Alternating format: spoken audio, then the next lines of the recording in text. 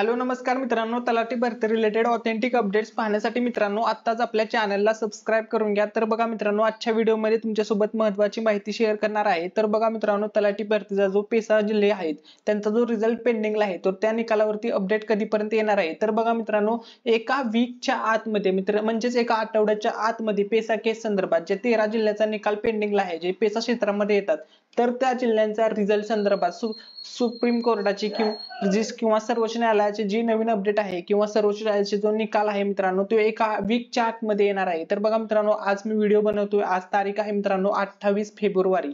तर बघा मित्रांनो, ती अपडेट किती तारखेपर्यंत येणार आहे त्याविषयी मित्रांनो आजच्या व्हिडिओमध्ये संपूर्ण माहिती तुमच्यासोबत शेअर करणार आहे। जर तुम्ही चॅनलवरती नवीन असाल तर व्हिडिओला लाईक करायला विसरू नका आणि चॅनलला सुद्धा सबस्क्राइब करून घ्या।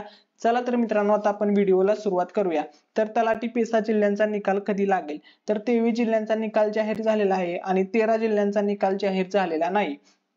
पेसा कायदा लागू असणारे एकूण 13 जिल्हे आहेत। निकाल का जाहीर केला नाही हे तुम्हाला माहितच आहे। आता निकाल कधीपर्यंत जाहीर होईल ते बघा। तर बघा मित्रांनो, ऑनलाईन वेबसाईटवर जी माहिती मिळाली आहे त्यानुसार येत्या 5 मार्चला माननीय सर्वोच्च न्यायालयामध्ये या केसची सुनावणी आहे। जर 5 मार्चला सुनावणी झाली तर त्या सुनावणीमध्ये सर्वोच्च न्यायालयाने जर राज्य शासनाला आदेश दिला की तुम्ही निकाल लावू शकता, तर आणि तरच पेसा क्षेत्रामध्ये येणाऱ्या या 13 जिल्ह्यांचा निकाल लागेल। जर सर्वोच्च न्यायालयाने निकाल दिला नाही किंवा निकाल लावण्यावर जी बंदी घातली आहे ती हटवली नाही, तर मात्र निकाल अजून जास्त लांबेल।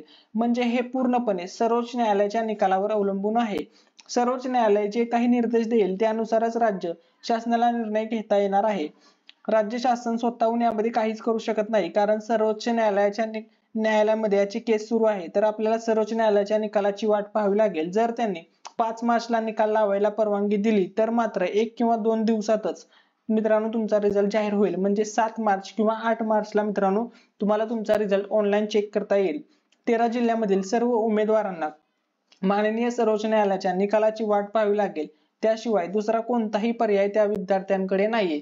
तर बघा मित्रांनो, तुमचा जो रिझल्ट आहे तलाठी भरतीमध्ये जे पेसा केसचा रिझल्ट पेंडिंगला आहे, तर त्यांच्यावरती जी नवीन अपडेट येणार आहे सुप्रीम कोर्टाची, तर ती सुनावणीची जी नवीन अपडेट आहे ती 5 मार्चला येणार आहे। तर मित्रांनो, तुम्हाला फक्त आता 5 ते 6 दिवस बाकी आहेत, तुम्हाला तोपर्यंत वेट करायचा आहे। जी काही अपडेट येईल मित्रांनो, 5 मार्चला नवीन अपडेट आली पेसा केस संदर्भात की त्यावरती मी लगेच व्हिडिओ बनवेन आणि ती अपडेट तुमच्यासोबत शेअर करेन। त्यामुळे चॅनलला सबस्क्राइब करायला विसरू नका।